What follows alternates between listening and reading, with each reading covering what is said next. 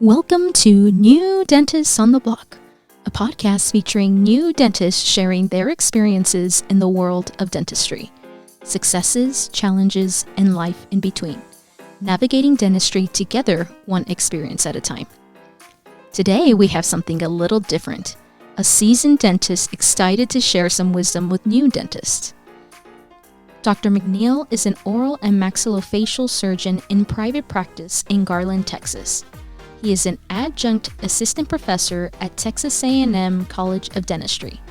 He currently serves on the Texas State Board of Dental Examiners and is an examiner with the American Board of Oral and Maxillofacial Surgeons. Following his MBA graduation, Dr. McNeill had the opportunity to be a senior executive fellow with the Harvard Kennedy School. He is a former president of the American Student Dental Association. He also hosts a podcast, Between Two Teeth, with Dr. Stephanie Ganter, whom we featured a few episodes back. Shout out to Between Two Teeth for sponsoring this episode. For fun, Dr. McNeill loves hockey, motorcycles, and adventure. Dr. McNeill and I had the chance to catch up at Voices of Dentistry, where we recorded this episode, live and in person. Let's check it out. Bob McNeill. Yes. Welcome to New Dentists on the Block. Oh, thank you. So happy to have you here. As a new dentist, I am very happy to be with you. How many years are you out? It's been touched 9.6. Very good, very good. So Dr. McNeill is a oral surgeon who trained in Cincinnati. Is that right? Close. Cleveland. Oh, I thought you said Cincinnati. My bad. Yeah. Very good. So tell me a little bit about your practice setting. So I'm an oral maxillofacial surgeon in Dallas, practice with a periodontist. We have that YouTube channel, Between Two Teeth. Stephanie Go check it out. Yeah, check it out. And part of why I love what you're doing with New Dentists on the Block. I've been teasing you a little bit about, it's nice to have some non-new dentists just because I think I can learn a lot from you. Absolutely. I think you can learn some from me.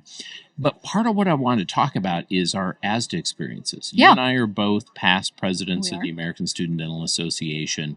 I was 1998, 99, touch of time ago. I was being born around then. Yeah, you were.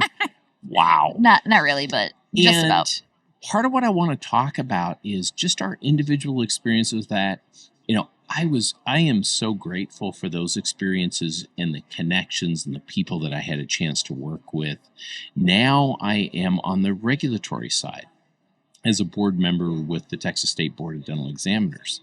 That's been a different experience. And coming from organized dentistry side of the equation to now being on the regulatory side of the equation, it's nice to have both of those experiences. Oh, absolutely, yeah. What were one of your big takeaways from your experiences with ASDA? So I just want to throw it back to when I became president of ASDA. You were very kind to reach out to me. I don't know. Did you found out that I became the president? Was that right? I did. And for several years, I've always tried to reach out and just be a connection to say, hey. Yeah, that was really great for me. Why? I think it was nice. One, you were a fellow Texan. You're a past president as well. But I think that it was a very formative year for me in my leadership. And just to have that support, knowing that somebody was there and reached out to support me, I thought was excellent. Oh, that's neat. Yeah, it was really impactful for me, probably more than you'd probably know.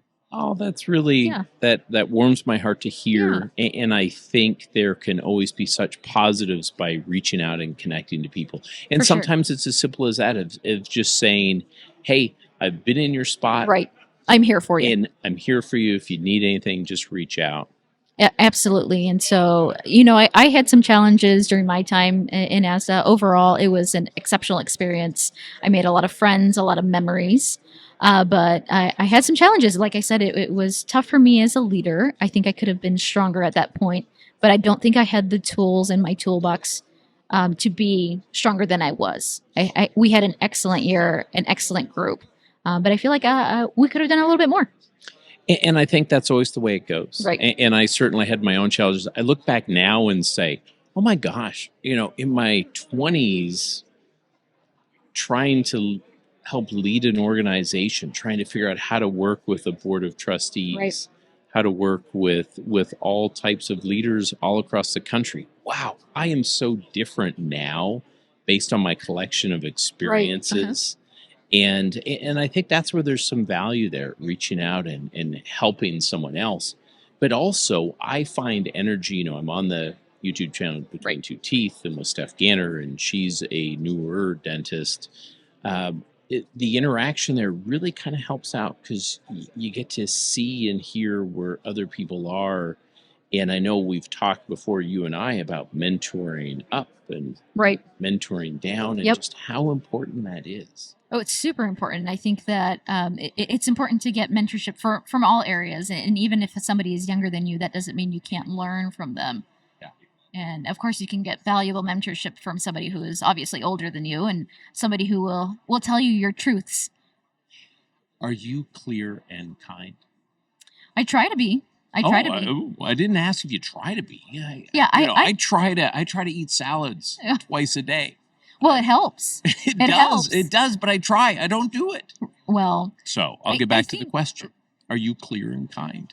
Not always. And I try to be. And I'm not try either. To be. I'm not either. Well, we know that. I'm often very clear, and I'm working on the kind, and sometimes I'm not mindful of that emotional. I think that's what it is the mindfulness of the kindness. And sometimes, our emotions can run high, especially in dentistry. Dentistry is tough. It is difficult, and I think that's one of the great things about you having a venue like this with your podcast, New Dentist on the Block. New Dentist on the Block. And it gives a venue, it gives a chance for people to hear stories and say, oh my gosh, that person struggles with that. I do too. Right. And you don't feel so lonely. Certainly from a regulatory side of the equation, we see a lot of challenges that dentists and dental hygienists and dental assistants can have when they get isolated, substance abuse issues, mental health issues. It's tough. Yeah. That's probably some of the more difficult things that we see on the regulatory side. And that's something I'm quite passionate about, to just try to do what I can to help people connect and to feel as though they belong. And that's been one of the blessings with Between Two Teeth as a YouTube channel and podcast. I know that you all have connected with quite a few people along the way and have made We impacts. have 5 subscribers, so I'm that's one, kind of a one big of them. deal. You're one Steph's mom, and then I've subscribed twice, and that's Stephanie once. So that gets us to the 5. That's right. If you build it, they will come. That's right, and people will come. But going back to your leadership experiences, would you say that ASDA was a catalyst for that?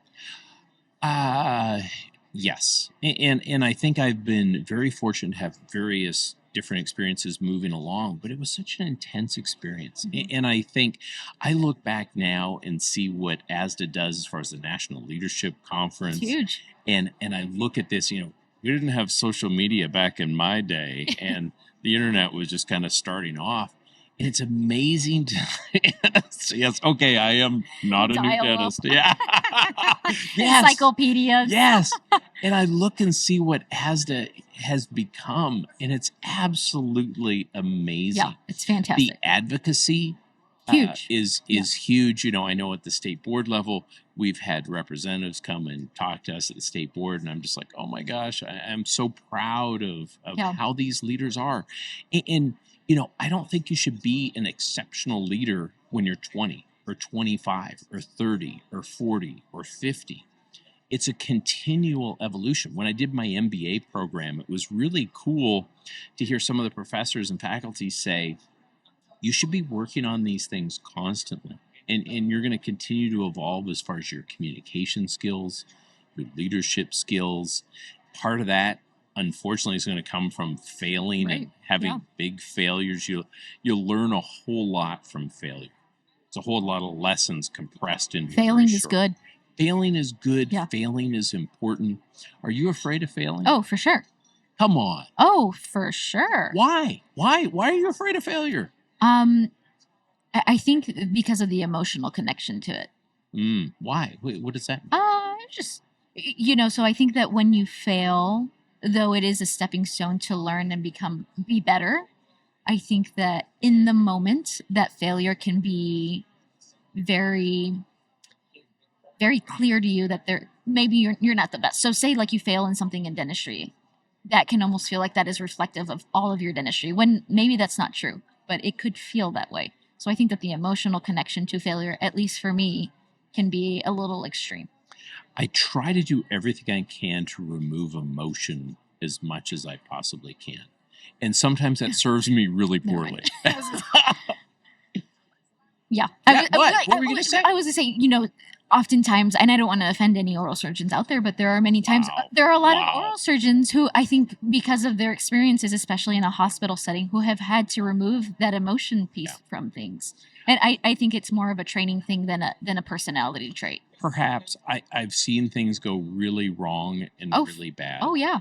And that helps, I guess, sort of balance certain things out, where you're like, okay, this happened, but it certainly could get worse. That's actually one of the toughest things about being on the state board, is just, how bad things can get. And so that's given me perhaps a different perspective on things. But also just, I'm a big fan of looking at expectations versus reality. And the further they get apart, the greater that delta between expectations and reality is almost setting yourself up for failure. And that's tricky. And I think certainly as you start off as a new dentist, perhaps sometimes there is that larger delta, and life kind of teaches you, unfortunately. Life comes at you fast. Life comes at you fast. Oh, yeah. And being okay with that. Yeah. And being okay with failure. I had to deal with fear on my side of the equation. And part of why I ride motorcycles, and part of our Italian motorcycle adventure that we did was super cool. Parts of it were, why am I doing this? This kind of scares me a little bit. And being a little bit scared is not a bad thing, I think, to fully live. You don't want to take unnecessary risks. But just feeling alive sometimes can be something to do. What do you need to do? What do I need to do? What do you need to do? I need more rest. I think I need more rest. I know. I think I need to scale back with some of my projects, and maybe a little bit with work as well too, so I can have more time for my projects. It is hard to find the time as I get older. When I was your age, I wanted to do absolutely everything. Now I still kind of want to do absolutely. It's okay. I haven't changed a bit. I've learned nothing. Yeah. Yeah. But being mindful of your time, being around the people that you want to be around. Yeah. I have been so lucky in life to be surrounded by some really amazing people. I've been fortunate to be around some people that I'm like, I need to kind of disassociate myself from them. Right. And figuring out when the juice is worth the squeeze on my favorite quote from you. Oh, is it really? Yeah. I think about that whenever I want to take on a new adventure. I love that quote. I did that Harvard public policy fellowship through the Harvard Kennedy School. And one of the Department of Defense folks that was in one of my small groups taught me that saying. And it just, it changes how I look at what I'm doing moving forward. It really is pretty impactful. The other thing I like from SmileCon, I know you and I were at the ADA annual session, SmileCon. Join us at this year's. That's right. It's going to be awesome in Orlando. Yes. Yeah. Orlando. I knew it was in Florida. Where is it? Orlando. Yeah. But Brene Brown was the keynote. Excellent. And she spoke about being clear and being kind. That's right. And that too, I love it because it's so simple. And it is so much easier to be effective if you can be both of those things. So it's given me some clarity. How have you changed the way that you deliver your message to those that you communicate with? Keeping that in mind with what Brene shared, being clear, kind, and concise. I think I've done a great job at being clear, but I think I struggle coming across as kind. And in part, it tangles into that emotion or lack of emotion. And oftentimes, you really have to meet people where they are, and being mindful of how is my message going to come across. Unfortunately, as you move out of the new dentist phase and into you've been doing this for a long time, there's some disadvantages with that. You've seen this, you've been down that road before, and it's quite easy to say, okay, this is what happened. We actually need this other thing to happen. Let's not have this happen again. Right. You know, that's pretty clear. Right. But it may be misconstrued as not being real kind. Well, sometimes you need those truths. Sometimes the difficult conversations and the difficult truths are what you need to be better. You're not wrong, and this is where it gets into lyrics versus melody. The words, you know, obviously. Favorite quote number 2. Oh, there we go. With the words, you can say things like "nice hair" or "nice hair." You know, it's perceived differently, and so I've gotten better at that. I've gotten better at sort of my nonverbal communication, and also as I talk, to see how the other person is reacting. Yep. When we're in a patient room, when I'm in a patient room, I try to have it that every word I say, I'm looking at how they're reacting, their entire body language. Usually the forehead will tell you various things if they're picking up what you're putting down, but also if they're not understanding things. And so constantly kind of looking at the person, assessing the situation, and modifying things. I think coming up with a good melody can be very difficult. Mm-hmm. It really can. Mm-hmm. And it just takes practice and time, and no one is perfect. I think, you know, for a new dentist coming out of school, finding that melody is tough because you don't get any of that training in dental school. Like you're kind of just thrown into seeing patients. Yes. And we're so heavily focused in the technical aspects of care. And you get into private practice and you start, oh my gosh, it's tough because you're not used to. Yeah, it's different. It's different. You're not used to the assistants. You're not used to the environment that you're in.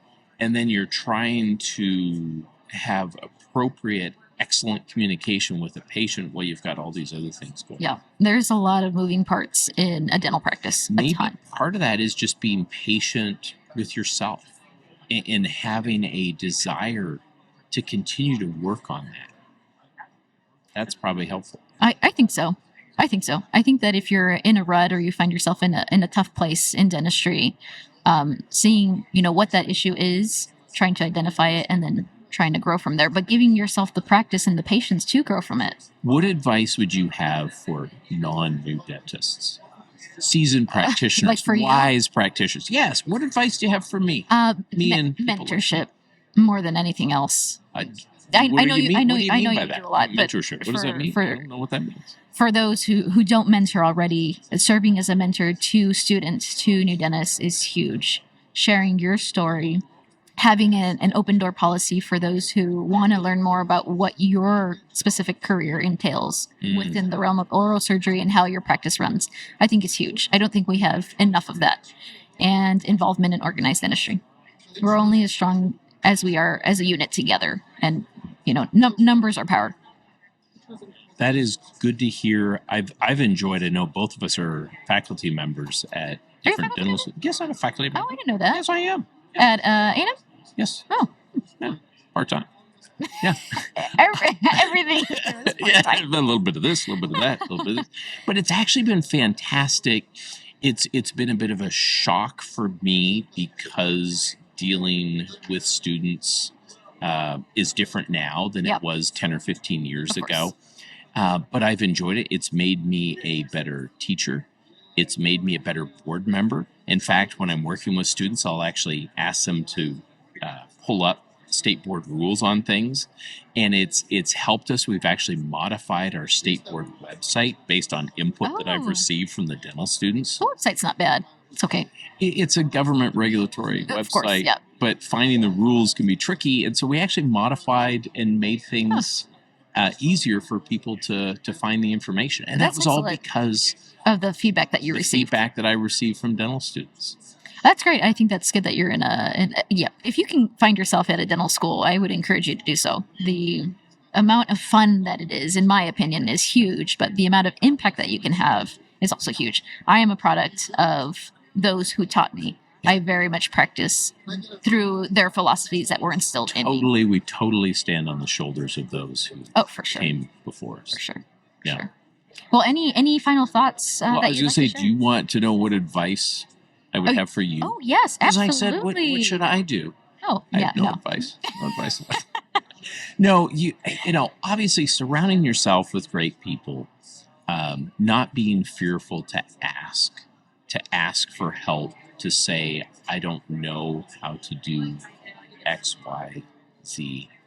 And surrounding yourself with good people has always been a blessing to me and helped me move in directions that I never thought it would go. And maybe even going on an adventure where the universe is trying to take you. I think this is one of them, in my opinion. What do you mean? By doing a podcast? Yeah, oh, absolutely. Yeah. So this has been something that I have sat with for years.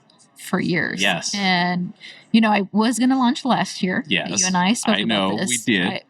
Bob was pushing me to launch it. And I feel like there's never a right time. And so I finally said, January is going to be it. I had already recorded a few. Yeah. And it's been fun. There's been some traction. Not a lot. Thank you for listening and watching it 10 times. Everything starts small. Right. And great things can happen. I like to push people, which is good and bad.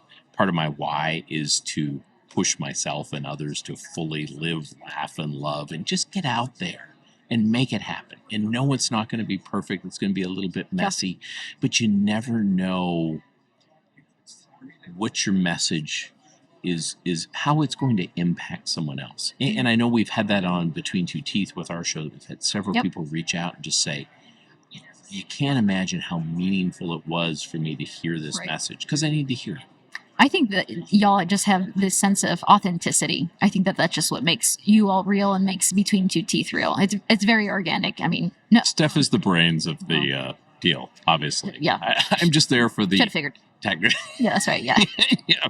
You're there to take all the cool tech toys in. Yeah, exactly. Well, I appreciate you having the time to talk to me. I know you kind of forced me to do this, but I did. Yes, I'm like, I'm going to be on this new dentist. Yeah. Well, I always enjoy chatting with you, so I'm glad that we're able to share this message. You were one of the nicest people I've ever met.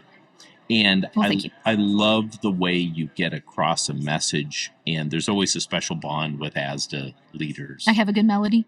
You have an exceptional melody. Thank you. I appreciate it. So thank you. Well, thank you, and cheers to everyone. Tune into our future episodes, and we hope to see you then. Thank you for joining us on this episode of New Dentists on the Block. If you'd like to connect with Dr. McNeill, you can find him on Instagram at BobTDSMD. If you'd like to connect with Between Two Teeth, you can find them on Instagram, B2Teeth. Shout out to Between Two Teeth for sponsoring this episode. If you'd like to connect with New Dentists on the Block, you can find us on New Dentists on the Block on Instagram. And if you'd like to connect with me, you can find me at tsmaestas.dds. We'll catch you next time.